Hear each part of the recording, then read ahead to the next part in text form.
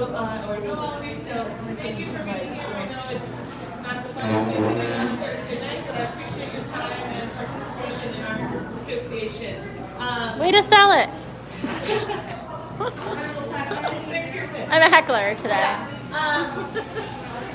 We've got some guest speakers today, so I'm going to keep our CNA part a little bit brief. I don't have the presentation like I normally do, but we're going to kick it off like we always do with our membership report, but Tara left, so I actually don't have the membership numbers, unless someone else did. We're going to skip the membership report. I had it pulled up. Hang on. But I will jump right to Dan, who will do the treasurer report. Okay. We have this much money.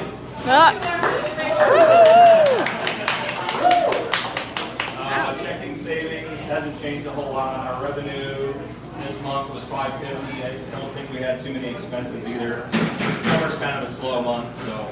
But we did approve a $2,000 grant with leftover giving funds for Caring Coalition. So that was really nice.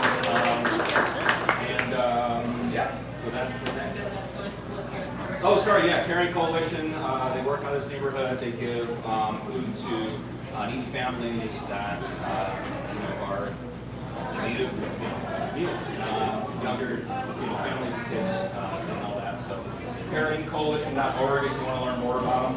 They serve our neighborhood and other neighborhoods as well. So yeah, let's do it.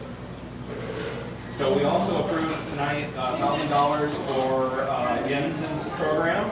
If you want to, you guys basically funded January, so if you want to tell us a little bit about your.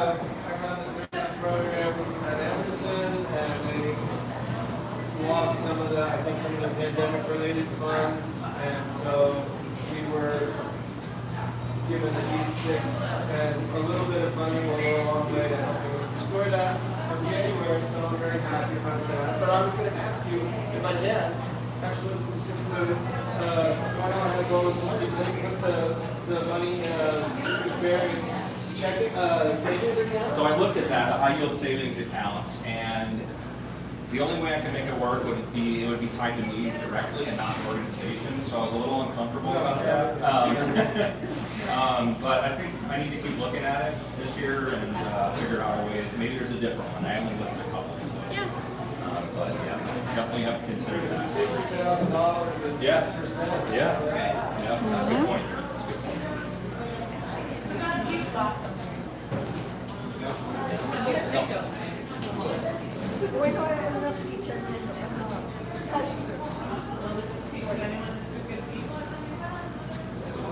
Nobody claiming it because I was too low when I got there.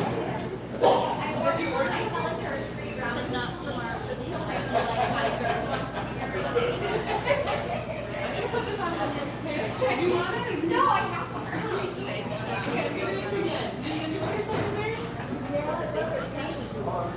They might still be coming.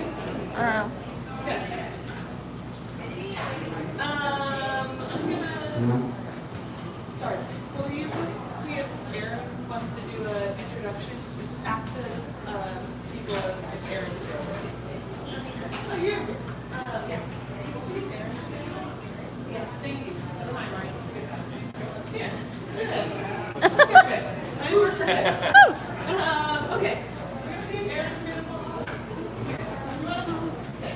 We're gonna do a quick host intro. Everyone's having a hard time waiting. Oh. And I tried to. This is Aaron. Aaron, this is the Coronado. Thank you so much for being here. I wanted to host you guys. You guys always welcome as well. Other than that, this is Coronado. Oh, it's not family Google Meet. business. We're not doing Been Meet here anymore. for It's just for YouTube. 2 years now. It's family ran. This is our location in Phoenix. We have 2 locations in the west side and Avondale here. And we've been excited to be here. The community has been great. It's a family business, like I said. We opened about 10 years ago after trying crepes in Paris. And 2 weeks after that, I got back and my parents losing their dog. And it's just kind of like, we never tried crepes before. Let's bring it to Phoenix. And 10 years later, we're still here. Our crepes have that little Latin inspired taste to it. Everything's fresh. We do it here. Our chorizo, our chicken, the egg we do is all pretty fresh. And our coffee as well. It's locally roasted as well. And that's just a little bit of us. And we'd love to serve you whenever you guys stop by. Yeah. Yep. What's your favorite drink? Favorite grape is a tropical. I like coconut. So has good cheese, walnuts. We have a great pizza that we just released. Yeah, coming out in a couple weeks as well. Nice. Any questions? Do you know the age of the house that you renovated here? This one is in 1950. 250. Okay. I Yeah. believe so. If I can remember that. Awesome. Yeah. Any other questions for Aaron? Thank you. Thank you.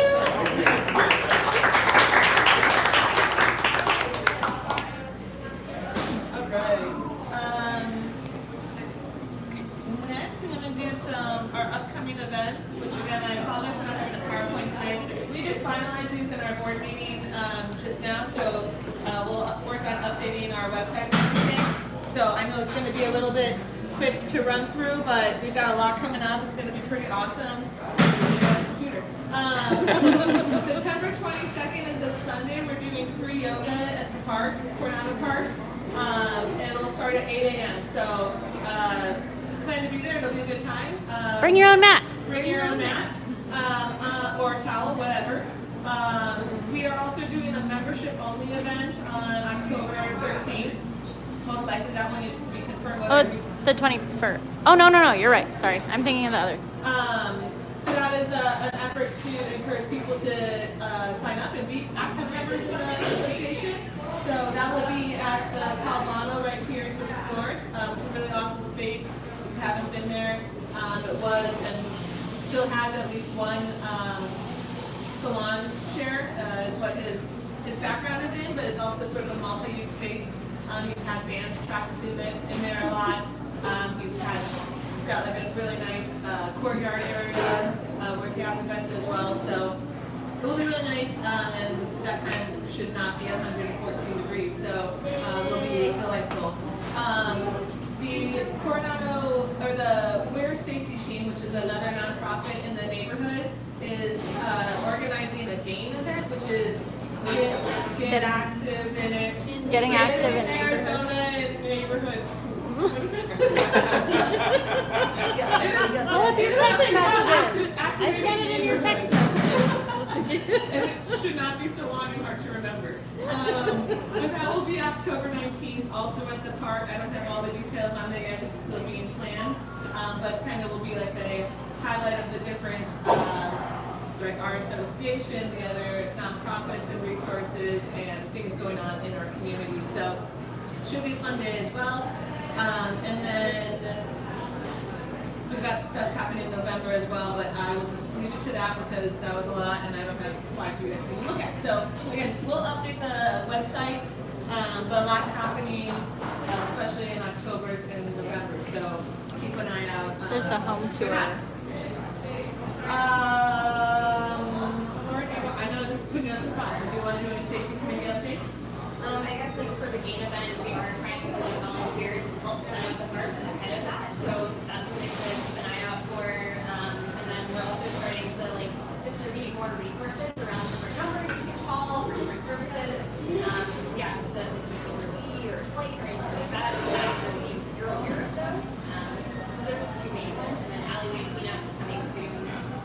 More to come on. Perfect. Thank you. And then quick update is that we've also started planning home tour, which seems like really early, but it's not. It's a big endeavor to plan this event. The event will be the last Sunday of February, so February 23rd. It's always from 10 to 4 p.m. or 10 a.m. to 4 p.m. And we are actively, we'll post the information, but we just decided on some of the incentives for homeowners, the sponsorship packages and stuff. So all that's about to be launched on our website.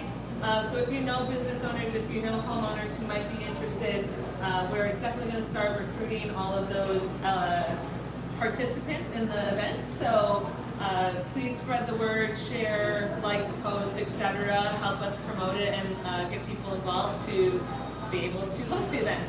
Additionally, we'll be having a event in October 21st. It's a Monday. We'll be having a meeting we're trying to get people who have previously been on the home tour to come to this meeting, and then if anyone is interested and wants to learn more about It's a what happy it hour. entails, it's just sort of a little mixer. Come meet, come ask questions, learn about their experiences, ask questions of the board about what that day looks like, and just get to know a neighbor. It'll be an informal happy hour. Kirsten is hosting at her house. Again, we'll post all this information on our website and share it in our newsletter as well. But word of mouth is a really great way to get people involved and show up at events. So that's our main thing on home tour. But again, it's also we're starting to plan. If you want to be involved in the planning process, come up to us after this meeting. We'd love to get you involved. There's plenty to be done. And with that, I'm going to stop talking because I know I've been talking for a while. We've got guests from Open Heart. I don't know, are you both speaking? Are you both? All right. Come on up, Christopher. That's anything.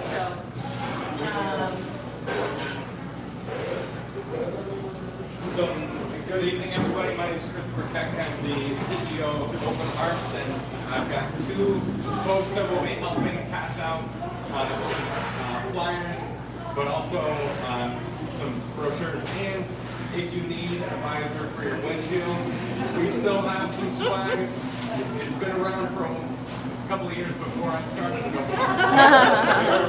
You're welcome to it, and you can put it to use. So, Open Arts, we are in the neighborhood. Open Arts itself is a 50-year-old nonprofit that's provided mental health services across the valley. And currently we have two locations where we have our clinic. One is 19th Avenue, just north of Indian School. The other is in Tempe in southern McClintock. So psychiatry, counseling, and some of the other standard mental health services, plus some specialty programs. One is our community-based team that does a lot of work in schools and with families, doing family support, some birth to 5 mental health support as well. The second specialty program is neurosequential model of therapeutics, where there's an in-depth assessment, understanding how trauma has impacted a person, an adult or a child, over the course of their life, and then gives them neuroscience-based interventions for how you can heal the parts of the brain that have experienced trauma. And so sometimes talk therapy is not the solution. It needs to be more sensory-based. So this is the only program in the state that really in the country that has a team of people that does this. So we're excited about that program. But what's particularly exciting, I think, for Coronado Neighborhood Association is our transitional housing complex. So we bought 710 East Palm with the help of the Arizona Department of Housing, and then the Arizona Diamondbacks have also given us some funding to help with operations so that we can provide transitional housing. And we'll turn one of those units, we have one of those units turned into a resource center where we will have some staff to be able to help connect the neighbors that are going into each of the other 11 units. The other 11 units, 6 of them are for families, 5 are for our studio apartments and for transitioning youth. So they will, in order to get into, we call it the Diamond, which is a little nod to the Diamondbacks, but it's also about the treasure that the complex is in the Coronado neighborhood, and to each of the people that we serve are diamonds in the rough of experiencing the homelessness. So, in order to gain access to our 11 units, they'll have to go through the Department of Housing coordinated entry system for about 90+% of the people coming in. But we'll be extending to them mental health services, connecting with their physical health services, the job opportunities, possibly some financial coaching, personal finance as well. There may be some volunteer opportunities, and there's always hidden costs, so there may be some donation opportunities for anybody that has a particular heart for helping people in their stage of homelessness. So as to transitional housing, they'll be able to stay with us up to 2 years. But we hope to have them transitioning out and have their feet back under them within 9 months on average. So we've got some papers and my son. So Michael Rosenthal is our Director of Mission Advancement at Open Hearts. And Emerson Keck is my favorite first grader in the world. And so he's here just before bedtime. Same. Well, he'll be passing some brochures out as well. Yeah. I'm picturing a series of apartments with exterior entrances on the corner of 9th Street or 8th Street and Palm. Yes, yellow 710 doors. Palm, just north of Emerson Court. So yeah, They've got the yellow doors on them, yes. They have yellow doors now. A friend of mine who lives in the neighborhood said that it was once a green complex. Yes. So Thank you, Emerson. How do we donate clothes, furniture, food? Thank you. Like, what's the process for that? so it would be connecting with Michael and to hear how we can, what our need is. They're And then- furnished, everything's furnished already? Or? It was furnished beforehand, but there may be an opportunity for something that we could use. So I wouldn't want to say no to anybody willing to donate anything. So there may be some opportunity for clothes. What we anticipate that one resource center unit becoming is a place that we have extra food.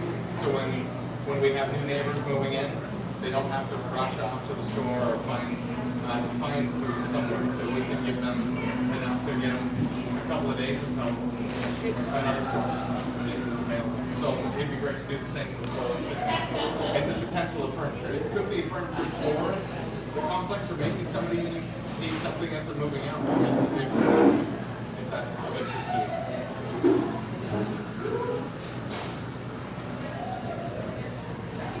Other questions for Christopher? All right. Welcome to the neighborhood. Thank you.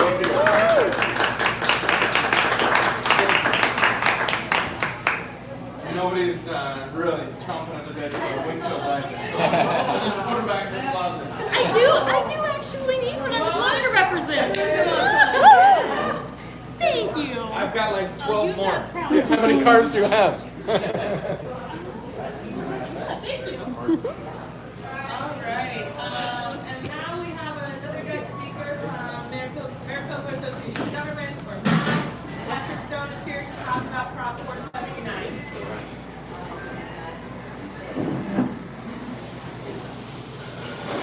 So I'm going to apologize. I'm going to sit down to get this presentation because unfortunately I realized I have a lot of slides. And it would look really weird if you doing this thing. So, appreciate everyone though coming out. Oh, okay, perfect. Yeah.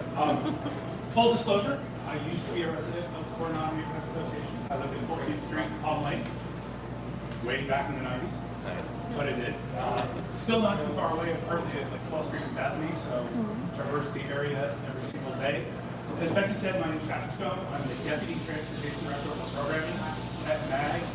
And so today I'm going to give a preview of Prop 479 and kind of talk about what the proposition is. If you have questions, some of the stuff, I apologize in advance, is very deep, but if you have questions, just stop me at any point. You don't have to wait till the end. If you're like, hey, can you explain that further? No issues. And with that, we'll dive right in. So start a little bit with the background, kind of talking about what the MAG is and what we represent. So, see, we're the regional planning organization for the greater Metro Phoenix area.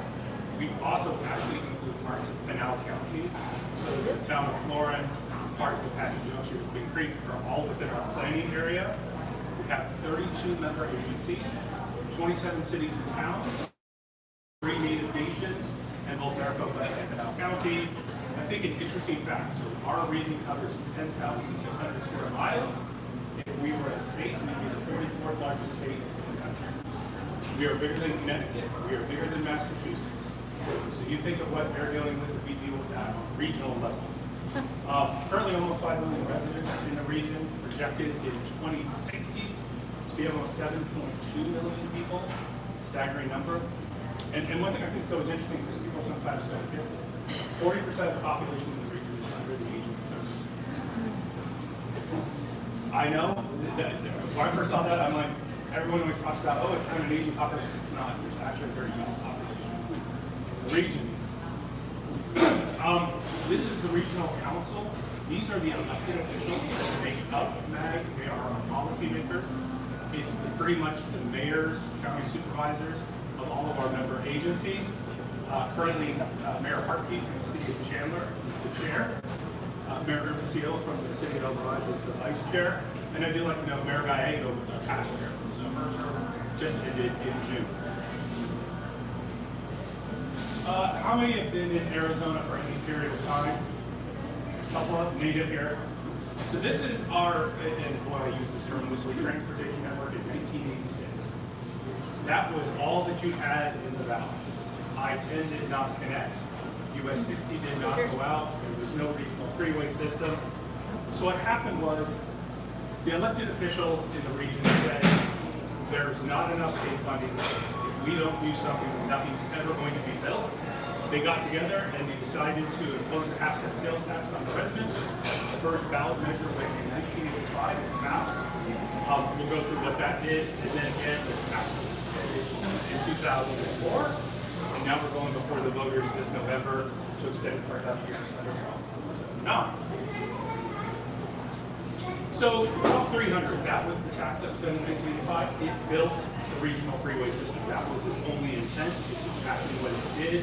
For us, the folks around here, the biggest thing is completed I-10, built SR 51, which I'm very thankful of, and also completed the 202 Red Mountain.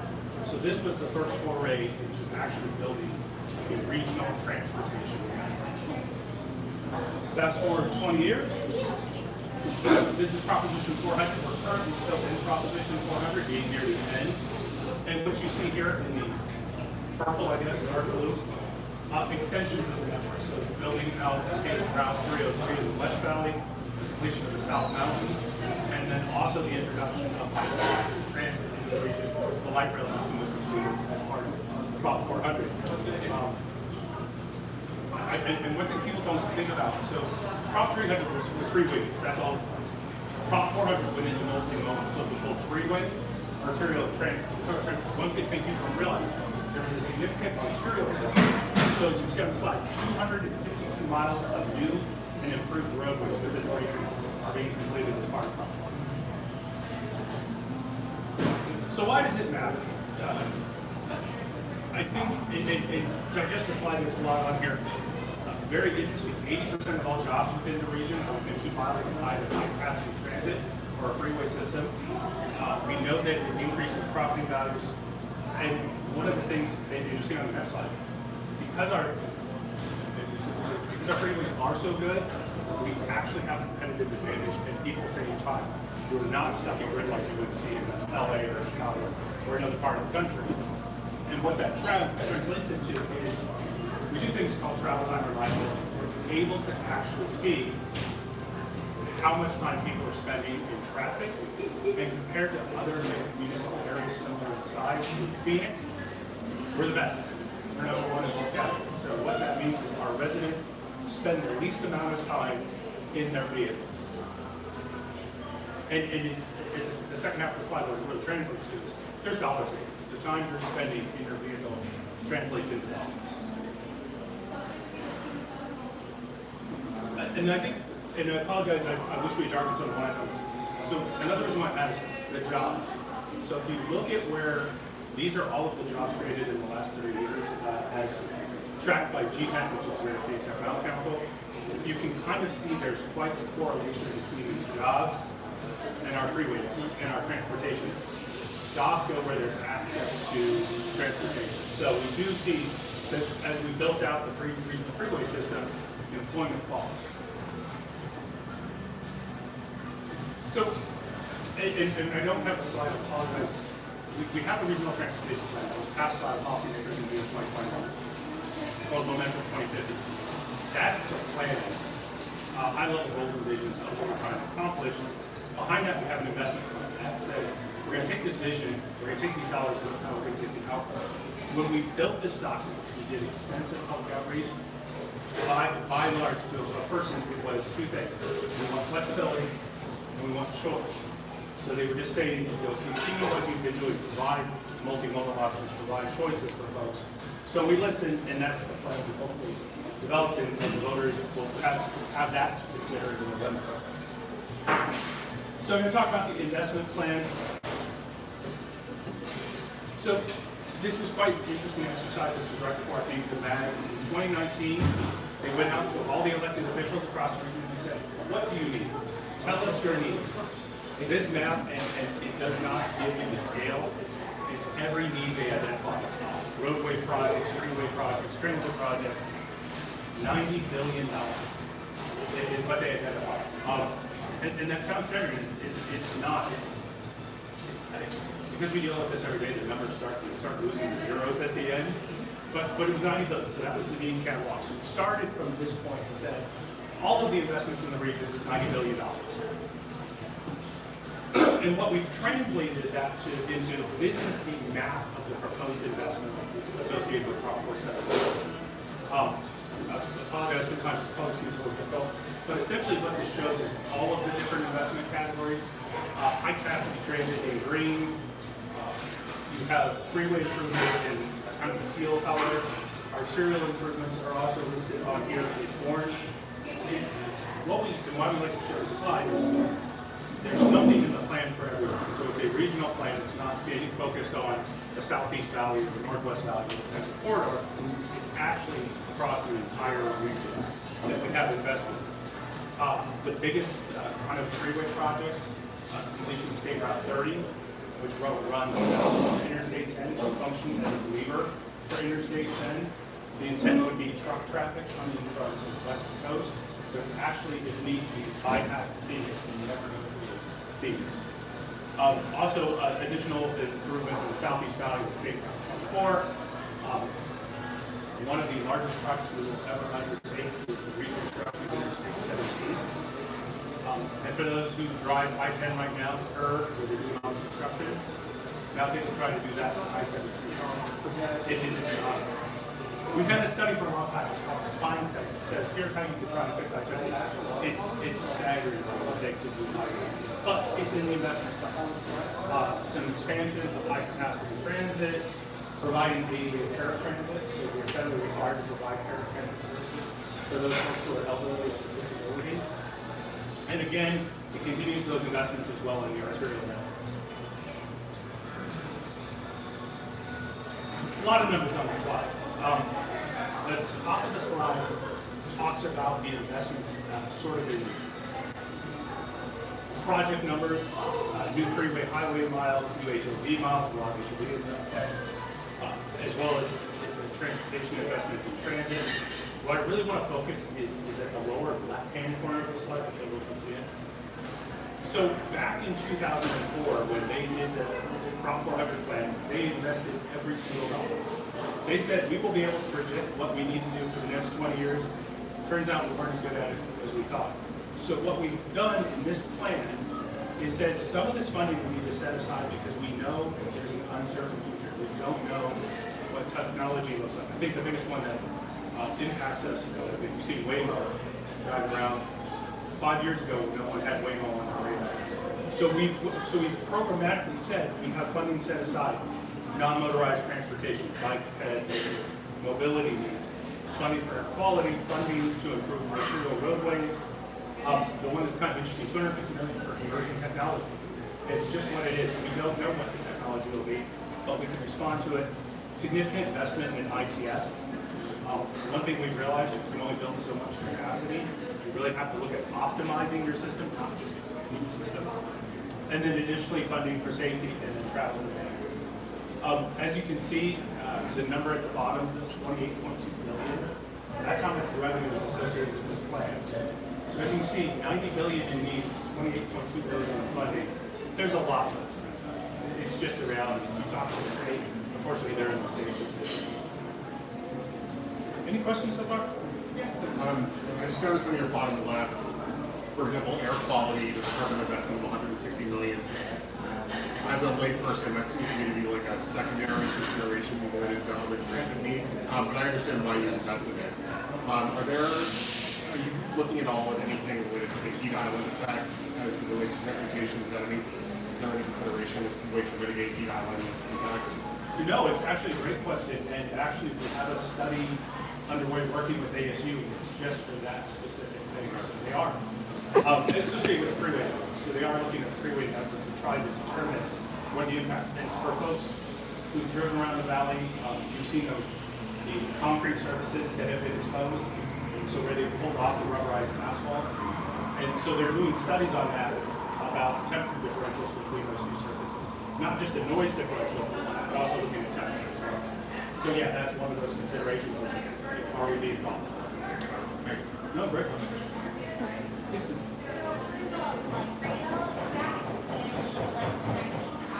Other communities to the city, or is that expanding the light rail in the city?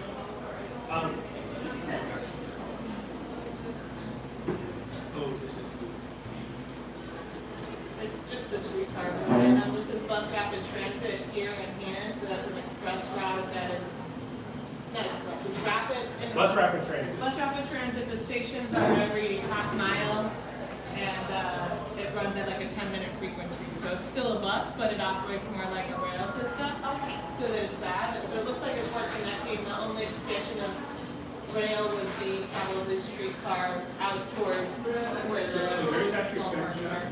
You can't see Sorry it here for- because I'm no, it's very under. So I-10 actually the I-10 west expansion of light rail would go along essentially Interstate 10 to meet the west boundary. So the intent is to go out, I believe, to 83rd Avenue in Thomas, where whatever they call Desert Sky Village, is the last name. Yeah. That's what I'm going with. That's the name I remember. It could be end up the name's fine. But yeah, but to Becky's point, there is also funding plan to extend the streetcar that's currently operating in Tempe to go a little further east into Mesa by Riverview, where the Cubs Stadium is. Spring training facility, so they're looking to expand that.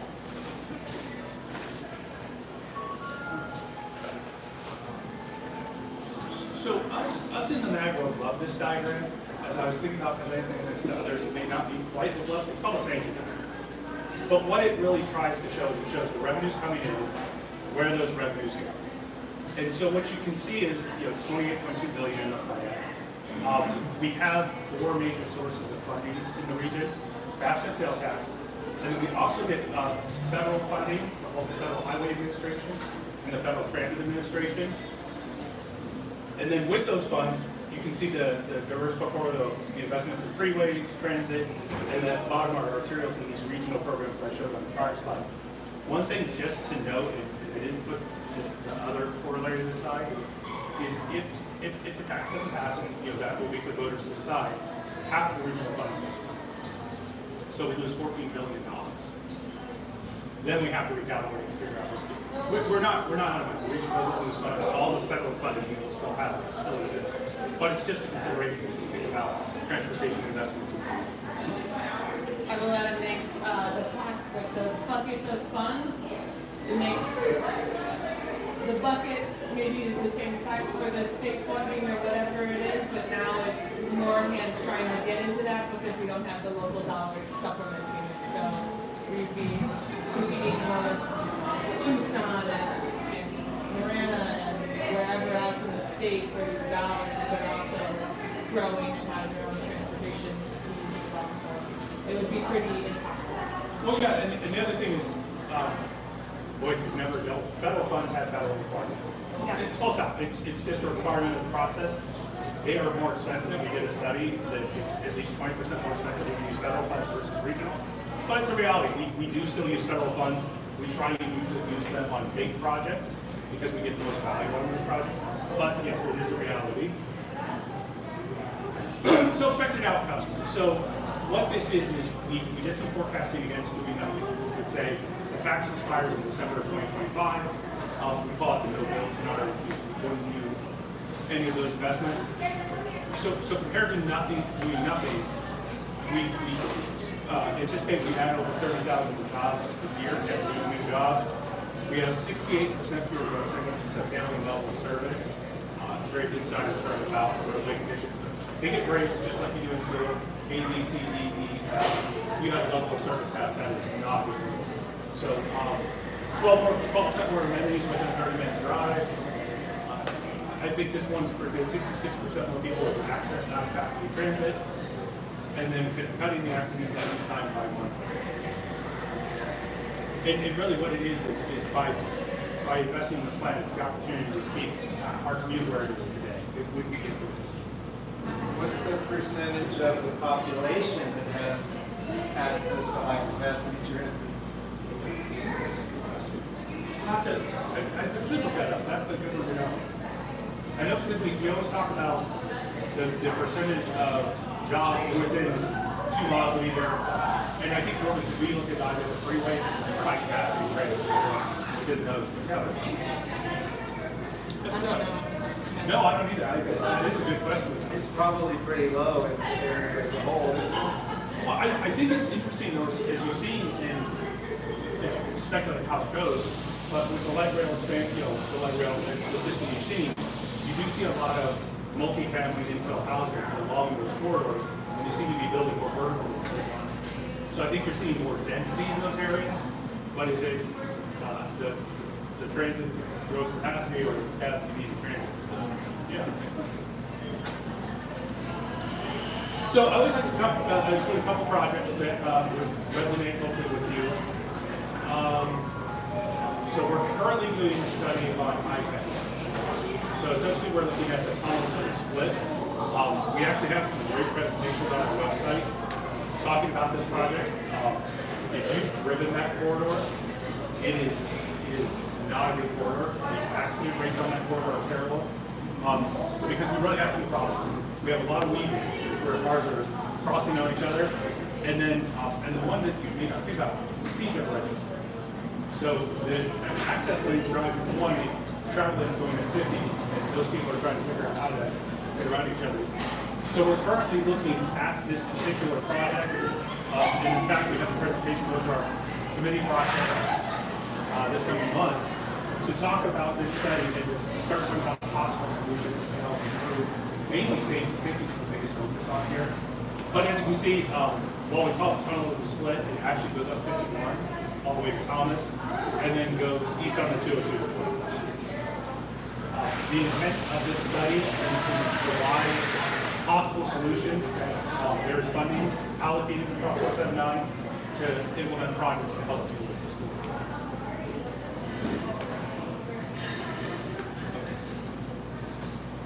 And then once that's near and dear to me, so we have two big arterial projects.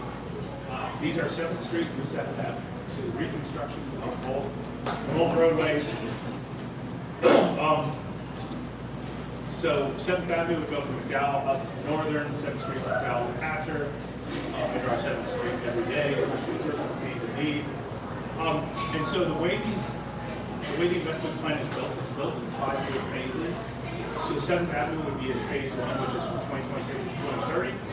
Approximately $24 million set aside to reconstruct the entirety of that corridor. And then in phase 3, which is 2036 to 2040, we would do 7th Street.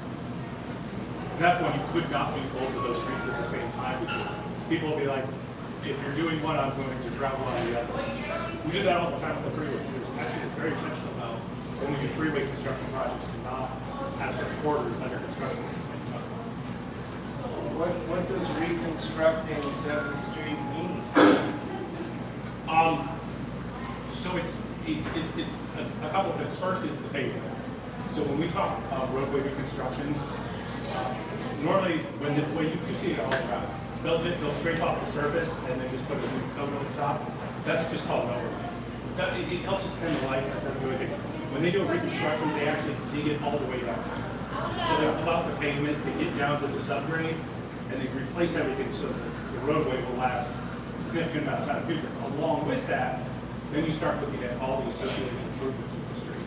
Look at bike and ped, look at lighting, look at all of those kinds of things. So it's not just Sidewalks, sidewalks and not so it's in not the just- traffic lane. Right. Go stand up there. I was even preface. Someone's gonna ask about the reversal. Yeah, always. Yeah, this is not part of this. That's a separate conversation, but I've been someone who's experienced that reversal. So, what do voters actually vote on? So, this is the actual ballot language that will appear on the ballot. And so, what it essentially says is it's a measure of continuing the existing half-cent sales tax. High level what it's to do, so we couldn't list every project, it's just impossible. It talks about building new freeways, expanding existing, additional access capacity, streets and intersections, transit, bus style, right, ramp, capital rehab, and light rail. And then it talks about how the funding is actually allocated. So this was worked out with the legislature, so 40.5% goes to freeway and highway, 37% to public transportation, and then 22.5% to materials. And then it's just it is a yes or no vote. Yes to change the tax, no to the tax. And yeah, that's it. Questions? The percentage breakdown, is that like fixed? You can't go around, like you can't change it? So this percentage breakdown was one of the largest sticking points. So for those that don't know, an oddity of Arizona law, Maricopa County is the only county that has to first go to the legislature to get legislative authority to then go to the voters and say, do you want to tax yourselves? All other 14 counties can go directly to their voters. Because we cannot, we have to go to the legislature. It is quite a negotiated exercise. So the percentages are a reflection of that, and we do put firewalls in there so that you can't say, oh, we're going to take some transit funding and build freeways. Those are firewalls, so the percentage breakdown is what it is. A good question. To get my question perfectly, my question was, is there a sense that there may be appetite to change those laws and get the state legislature out of Abolish the state legislature. You're asking an interesting question for someone. It's interesting. I was never plugged into the process until I became a magnet doing it. I was surprised. While it's contentious and watching the legislative hearings is challenging because there's just a lot of grandstanding, I think at the end of the day, there were a lot of champions in the legislature, both sides of the aisle, that kind of understood this needed to be done and worked with us on it. So it turned out better than I guess I expected it might. For those who don't know, what happened, we had this plan actually agreed on a while ago. Then Governor Ducey decided to veto the plan after being approved by both the House and Senate. He chose to veto it, set us back here, but that plan was a little bit different. But we still, with this plan, can deliver the same investments. Yeah, it's just, I mean, it would be great if someone would champion that and say, hey, why can't we be like all the other counties? But we're happy with what we have. We don't want to rock the boat. next year? 20 years ago. Yeah. In terms of regional planning, I know that a lot of cities in the U.S. have started to look into, and some have actually enacted it, freeway removal projects in certain parts of the city. Has anything like that ever been discussed in Maricopa County? So, it's a great question for everyone that heard talking about removing freeways. I think because our freeway system is so much newer, it isn't built out the same way others were. Like you see communities like Detroit and Atlanta, they killed communities. A good example, if you think about the South Mountain Freeway, and people will sometimes ask, why does it go where it goes? Because it's not a loop with the 101, it doesn't actually tie in. And the reason why is because if we put the freeway where logically would go, it would kill the city of Tulsa. It would have gone right through the city of Tulsa and destroyed the city. I think the federal government's a little better about that now. They won't let you do that. So if you try and build a freeway or some sort of, and they're funding it, one of the biggest things we deal with is environmental justice and equity considerations. You can't disproportionately affect the community if you're starting like, oh, we're just going to put this freeway, in a coffee freeway. And it's not. So I think it's because we built our system in the 80s and 90s. There's been more planning about that. With the South Mountain was built, it essentially went through a greenfield. Right. Yeah. But no, that's a huge conversation right now is removing those things.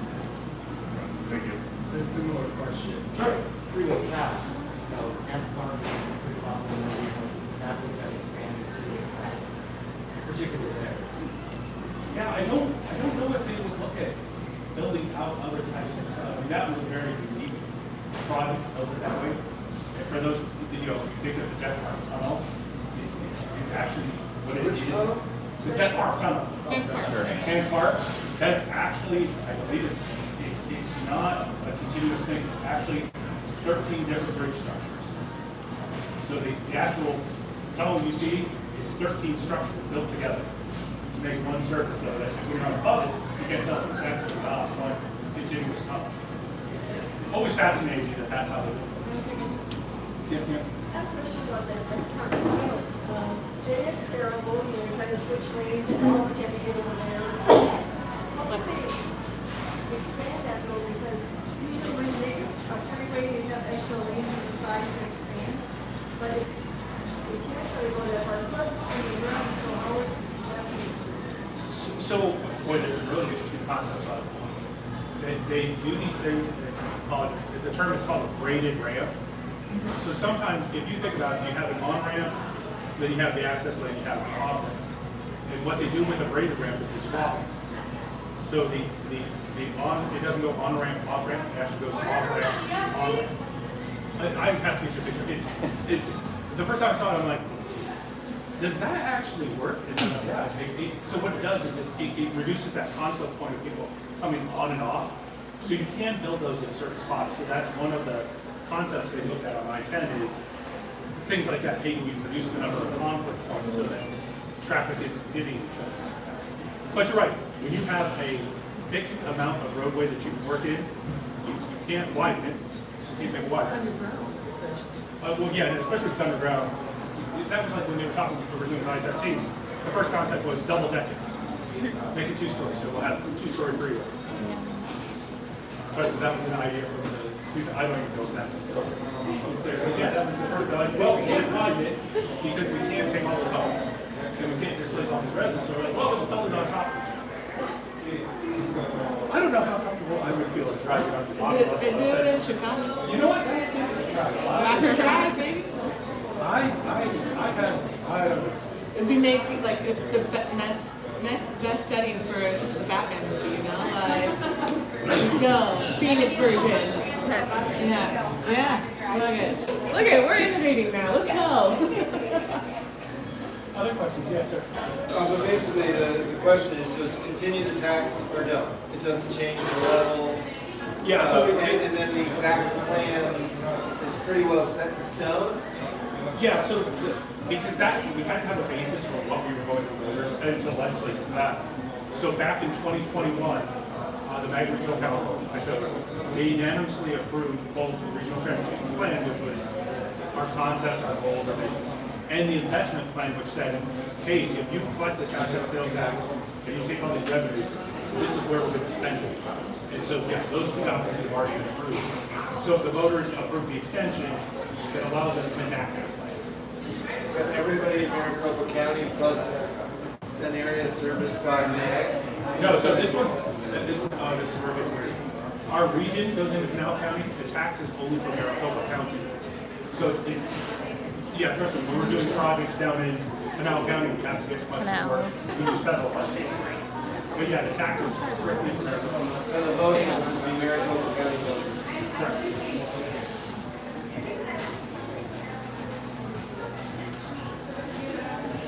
Thank you, Patrick. Very good. Thank you.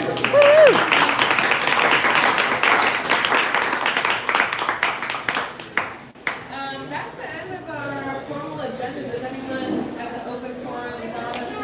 Something I was going to send it to you. I came across it a couple days ago. There is a historic preservation grant application that's open for historic